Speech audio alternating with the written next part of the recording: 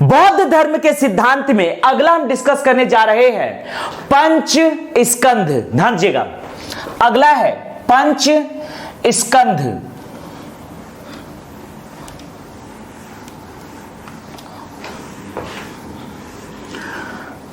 बौद्ध धर्म के सिद्धांत में अगला हम डिस्कस करने जा रहे हैं पंच स्कंध। बौद्ध धर्म में पंच स्कंध माना गया है रूप, वेदना, संज्ञा, संस्कार तथा विज्ञान। रूप, वेदना, संज्ञा, संस्कार तथा विज्ञान को पंच स्कंध कहते हैं। बौद्ध धर्म की मान्यता है अनात्मवाद, अर्थात आत्मा में विश्वास नहीं। बौद्ध धर्म में आत्मा में विश्वास नहीं किया जाता है, अर्थात बौद्ध धर्म के अनुसार आत्मा नहीं होती है। इसलिए बौद्ध धर्म को अनात्मवादी धर्म भी कहा जाता है। बौद्ध धर्म की मान्यता है अनात्मवाद, अर्थात आत्मा में विश्वास नहीं। बौद्ध धर्म के अनुसार आत्मा केवल पंच स्कंध का समुदाय है। बौद्ध धर्म के अनुसार आत्मा पंच स्कंध का समुदाय है, अर्थात रूप, वेदना, संज्ञा, संस्कार तथा विज्ञान के समुदाय को ही आत्मा कहते हैं। नित्य काल्पनिक आत्मा का निषेध किया गया है। बौद्ध धर्म में महात्मा गौतम बुद्ध के द्वारा नित्य काल्पनिक आत्मा का निषेध किया गया है, जबकि अनित्य व्यवहारिक आत्मा को माना गया है। और यही अनित्य व्यवहारिक आत्मा है पंच स्कंध। रूप, वेदना, संज्ञा, संस्कार तथा विज्ञान को ही पंच स्कंध कहते हैं। तो अगला हम डिस्कस करने जा रहे हैं बौद्ध धर्म के सिद्धांत में पंच स्कंध। पंच स्कंध, पंच स्कंध है बौद्ध धर्म में पंच स्कंध है रूप, वेदना, रूप, वेदना, संज्ञा, संस्कार। रूप, वेदना, संज्ञा, संस्कार तथा विज्ञान को ही पंच स्कंध कहते हैं।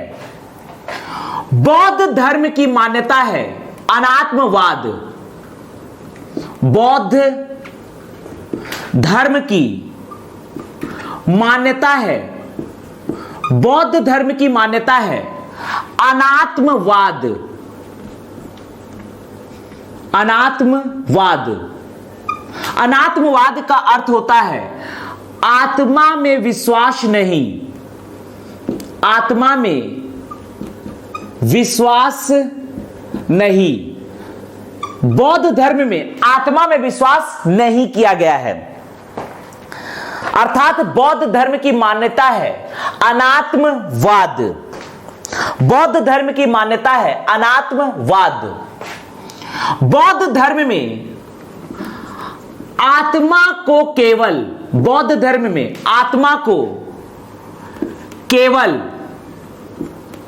बौद्ध धर्म में आत्मा को केवल पंच स्कंध का समुदाय माना गया है। पंच स्कंध का समुदाय माना गया है। आत्मा को केवल पंच स्कंध का समुदाय माना जाता है,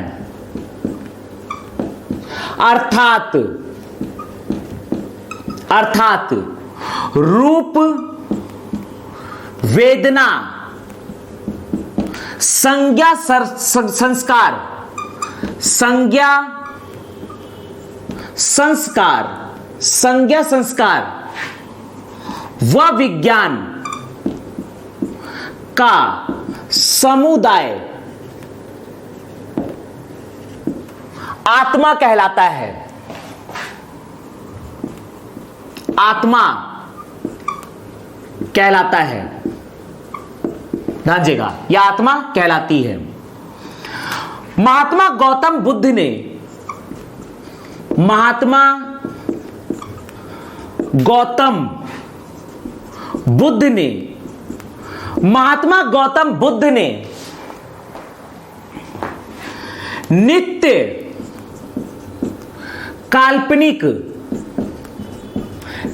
काल्पनिक आत्मा का निषेध किया है, निषेध किया है, परंतु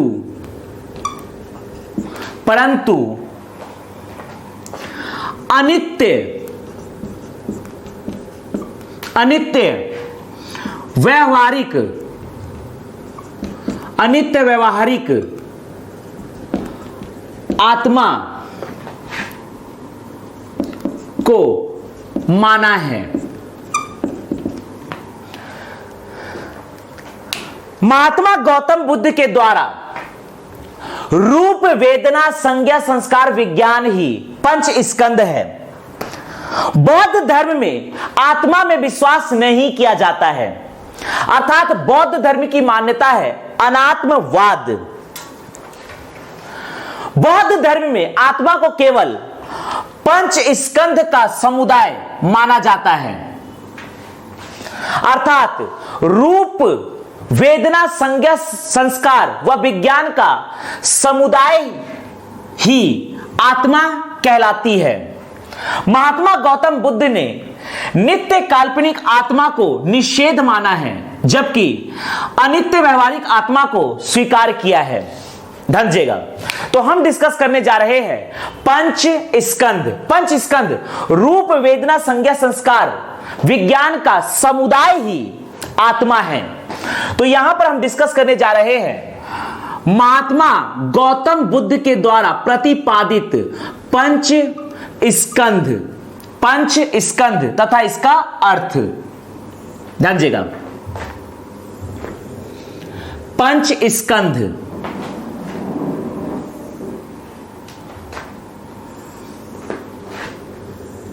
तथा इसका अर्थ, पंच स्कंद तथा इसका अर्थ को हम डिस्कस करने जा रहे हैं। ध्यान दीजिएगा, महात्मा गौतम बुद्ध के द्वारा प्रतिपादित पंच स्कंद में पहला है रूप। ध्यान दीजिएगा, रूप। पृथ्वी, जल, वायु, अग्नि, आकाश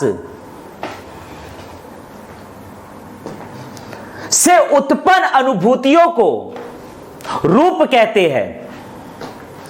पृथ्वी, जल, वायु, अग्नि तथा आकाश से उत्पन्न अनुभूति को रूप कहते हैं। जो स्वरूप हमें किसी वस्तु का दिखता है, उसका निर्माण पृथ्वी, जल, वायु, अग्नि तथा आकाश से हुआ है, और वस्तु के इस स्वरूप को ही रूप कहा जाता है। ध्यान दीजिएगा, तो रूप का अर्थ है पृथ्वी, जल, वायु, अग्नि व आकाश से उत्पन्न अनुभूति को रूप स्कंध कहते हैं। रूप स्कंध या रूप कहते हैं। रूप स्कंध या रूप कहते हैं। तो पंच स्कंध में पहला है रूप या रूप स्कंध। ध्यान दीजिएगा। दूसरा है वेदना, दूसरा है वेदना। सुख दुख तथा ना सुख ना दुख, इन तीन अनुभूतियों को वेदना कहते हैं। यदि आप सांसारिक बंधनों में बंधे हुए हैं तो आपके पास दुख का आना, सुख का आना निश्चित है। यदि आप सांसारिक बंधनों से मुक्त हो गए हैं, ना तो आपके पास सुख आएगा और ना तो आपके पास दुख आएगा। सुख तथा दुख, सत्य तथा असत्य, विश्वास तथा अविश्वास, जय तथा पराजय, सिद्धि तथा असिद्धि में सम का भाव होना ही योग है। तो वेदना से अर्थ है सुख दुख, ना सुख ना दुख, इन तीनों भावों का से उत्पन्न अनुभूति को ही वेदना कहते। अर्थात वेदना का अर्थ है सुख दुख, ना सुख ना दुख, अर्थात ना सुख दुख, इन तीन अनुभूतियों को, इन तीन अनुभूतियों को वेदना कहते हैं। वेदना कहते हैं, इन तीन अनुभूतियों को वेदना कहते हैं। अगला है संज्ञा, तीसरा है संज्ञा। गुणों के आधार पर, गुणों के आधार पर किसी वस्तु का नामकरण, किसी वस्तु का नामकरण, गुणों के आधार पर किसी वस्तु का नामकरण संज्ञा कहलाता है। संज्ञा कहलाता है। गुणों के आधार पर किसी वस्तु का नामकरण संज्ञा कहलाता है। तो तीसरा स्कंद है संज्ञा। अगला है, ध्यान दीजिएगा, अगला है संस्कार। संस्कार, संस्कार का अर्थ है कुशल व अकुशल चेतना। कुशल व अकुशल चेतना को संस्कार कहते हैं। कुशल व अकुशल चेतना को संस्कार कहते हैं। कुशल व अकुशल चेतना को संस्कार कहते हैं। अगला है विज्ञान। विज्ञान का अर्थ होता है तर्क विवेकपूर्ण अन्वेषण, अर्थात तार्किक ज्ञान, वास्तविक ज्ञान, प्रत्यक्ष ज्ञान। विज्ञान का अर्थ है तर्क विवेकपूर्ण अन्वेषण, तार्किक ज्ञान, व्यवहारिक ज्ञान, वास्तविक ज्ञान या प्रत्यक्ष ज्ञान। तो विज्ञान का अर्थ है आंतरिक, आंतरिक मतलब स्वयं, व बाह्य वस्तुओं का वास्तविक ज्ञान। स्वयं का तथा बाह्य वस्तुओं का वास्तविक ज्ञान ही विज्ञान है। तो इस प्रकार से महात्मा गौतम बुद्ध के द्वारा पंच स्कंध का प्रतिपादन किया गया। पंच स्कंध है रूप, वेदना, संज्ञा, संस्कार, विज्ञान। बौद्ध धर्म की मान्यता है अनात्मवाद, अर्थात आत्मा में विश्वास नहीं। बौद्ध धर्म में आत्मा को केवल पंच स्कंध का समुदाय माना जाता है, अर्थात रूप, वेदना, संज्ञा, संस्कार व विज्ञान का समुदाय आत्मा कहलाती है। महात्मा गौतम बुद्ध ने नित्य काल्पनिक आत्मा का निषेध किया है, परंतु अनित्य व्यवहारिक आत्मा को माना है।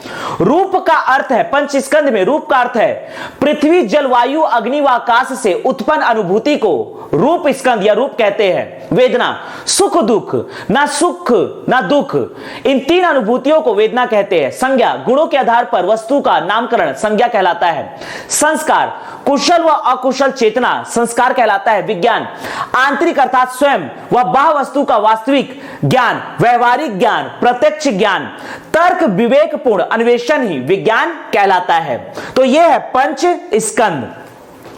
पंच स्कंद के बाद अगला हम डिस्कस करने जा रहे हैं बौद्ध धर्म के सिद्धांत में बोधि।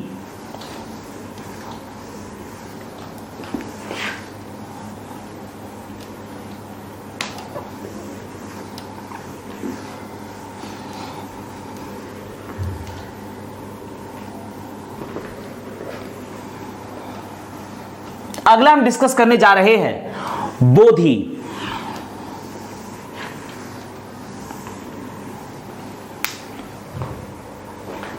ध्यान दीजिएगा,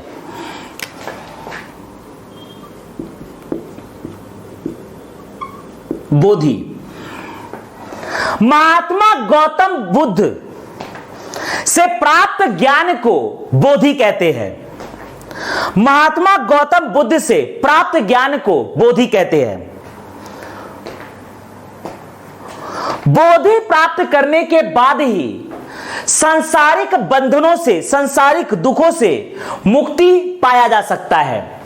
बोधि का अर्थ है महात्मा गौतम बुद्ध, महात्मा गौतम बुद्ध से प्राप्त ज्ञान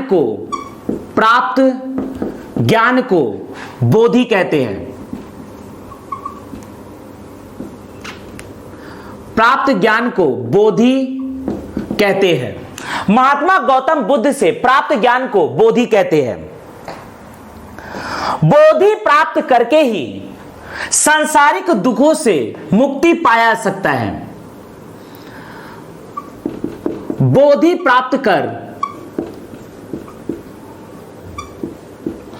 प्राप्त करके ही सांसारिक दुखों से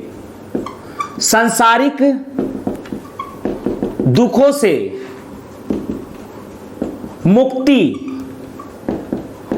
पाया जा सकता है, पाया जाता है। ध्यान दीजिएगा, बोधि प्राप्त करके ही सांसारिक दुखों से मुक्ति पाया जाता है। महात्मा गौतम बुद्ध से प्राप्त ज्ञान को ही बोधि कहते हैं। महात्मा गौतम बुद्ध तथा बौद्ध धर्म के अनुसार बोधि प्राप्त करके ही सांसारिक दुखों से मुक्ति पाया जाता है। तो हम डिस्कस कर रहे हैं बोधि।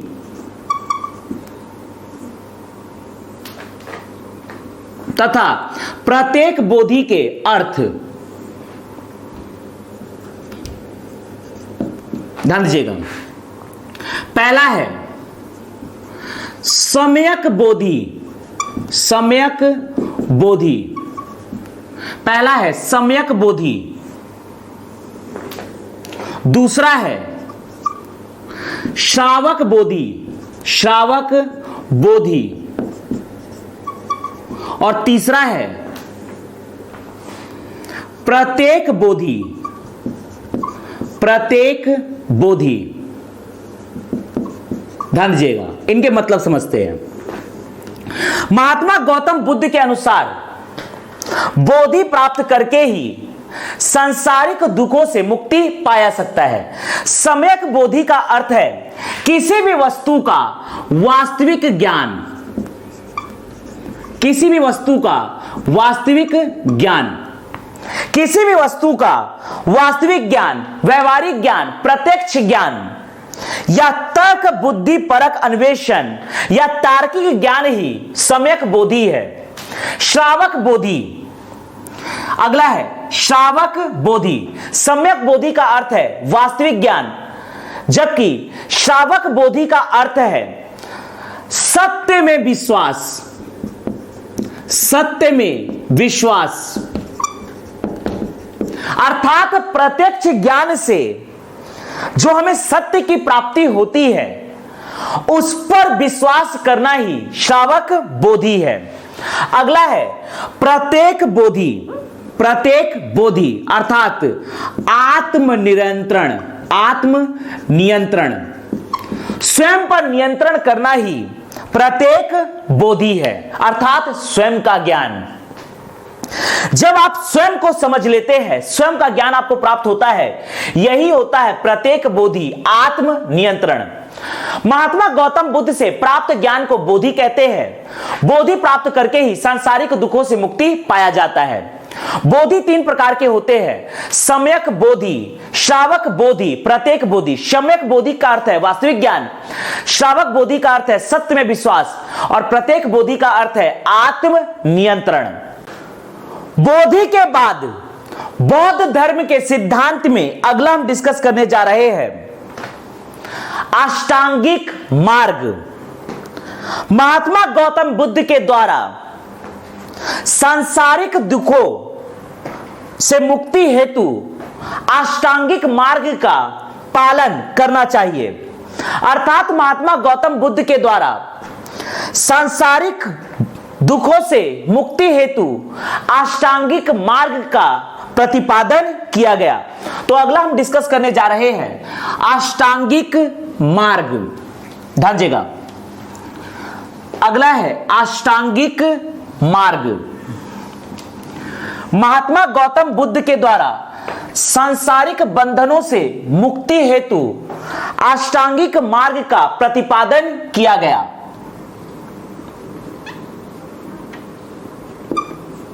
अष्टांगिक मार्ग,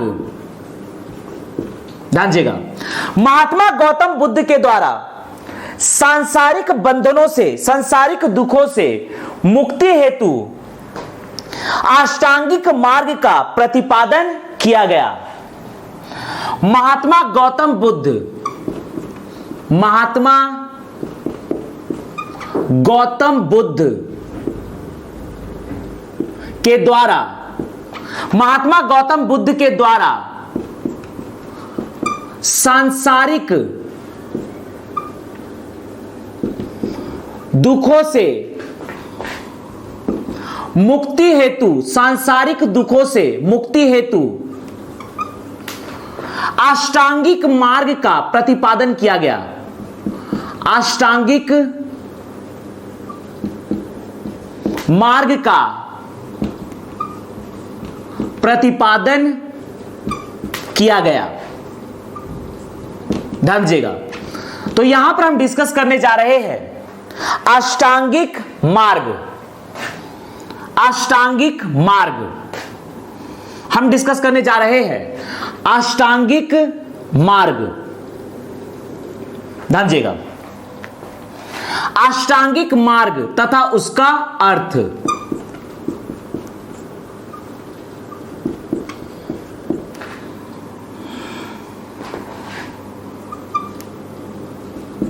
ध्यान दीजिएगा, पहला है सम्यक दृष्टि। अष्टांगिक मार्ग का पहला चरण है सम्यक दृष्टि। अष्टांगिक मार्ग का पहला चरण है सम्यक दृष्टि। सम्यक दृष्टि अर्थात वस्तुओं के वास्तविक स्वरूप को देखना। वस्तुओं के वास्तविक स्वरूप को देखना। वस्तुओं के वास्तविक स्वरूप को देखना। स्वरूप को देखना, वस्तुओं के वास्तविक स्वरूप को देखना, यह है आपका पहला चरण अष्टांगिक मार्ग का सम्यक दृष्टि। सम्यक दृष्टि, वस्तुओं के वास्तविक स्वरूप को देखना। दूसरा है सम्यक संकल्प। सम्यक संकल्प, सम्यक संकल्प भौतिक सुखों को त्याग करने का संकल्प लेना। भौतिक सुखों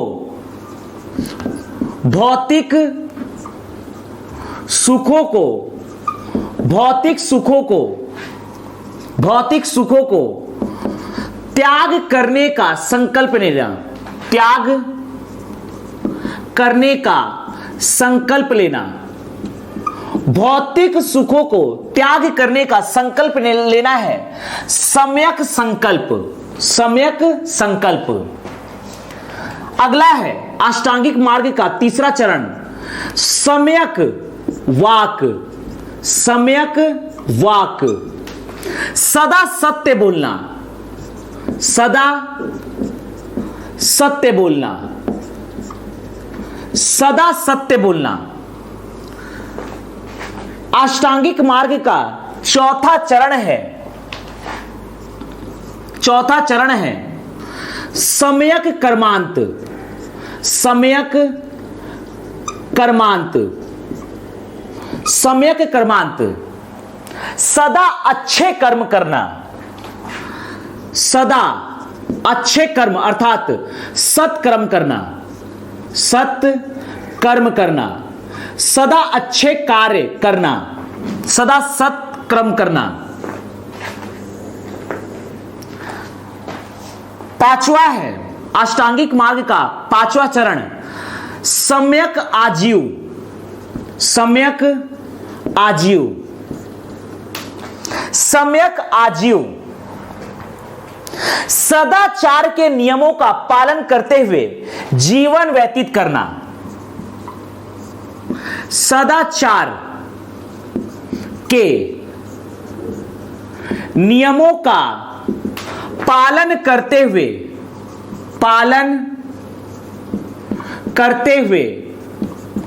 जीवन व्यतीत करना। जीवन व्यतीत करना। सदाचार के नियमों का पालन करते हुए जीवन व्यतीत करना। सदाचार के नियमों का पालन करते हुए जीवन व्यतीत करना। अगला है सम्यक व्यायाम। सम्यक व्यायाम। सम्यक व्यायाम। हमेशा प्रयत्न करना। हमेशा प्रयत्न करना। कोई भी कार्य करने के लिए हमेशा प्रयत्नशील होना। सदा प्रयत्नशील होना। प्रयत्नशील होना। सदा प्रयत्न करना। सदा प्रयत्न करना। वह है सम्यक स्मृति। अच्छी बातों को याद रखना। अच्छी बातों का समावेश करना। अच्छी बातों को याद रखना। अच्छी बातों को अपनी स्मृति पटल पर याद रखना। सम्यक स्मृति। लास्ट है सम्यक समाधि।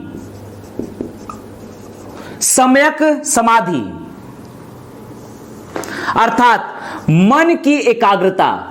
मन की एकाग्रता। मन की एकाग्रता से तात्पर्य है स्वयं पर नियंत्रण रखना। आत्म नियंत्रण। आत्म नियंत्रण। मन की एकाग्रता अर्थात आत्म नियंत्रण करना। महात्मा गौतम बुद्ध ने सांसारिक दुखों से मुक्ति हेतु अष्टांगिक मार्ग का प्रतिपादन किया है। सम्यक दृष्टि, सम्यक संकल्प, सम्यक वाक, सम्यक कर्मांत, सम्यक आजीव, सम्यक व्यायाम, सम्यक स्मृति, सम्यक समाधि। सम्यक दृष्टि वस्तुओं के वास्तविक स्वरूप को देखना। सम्यक संकल्प भौतिक सुखों को त्याग करने का संकल्प लेना। सम्यक वाक सदा सत्य बोलना, सम्यक कर्मांत सदा सत्कर्म करना, सम्यक आजीव सदाचार के नियमों का पालन करते हुए जीवन व्यतीत करना, सम्यक व्यायाम सदा प्रयत्न करना, सम्यक स्मृति अच्छी बातों को याद रखना, सम्यक समाधि मन की एकाग्रता अर्थात आत्म नियंत्रण। तो इस प्रकार से हमने डिस्कस किया बौद्ध धर्म के सिद्धांत।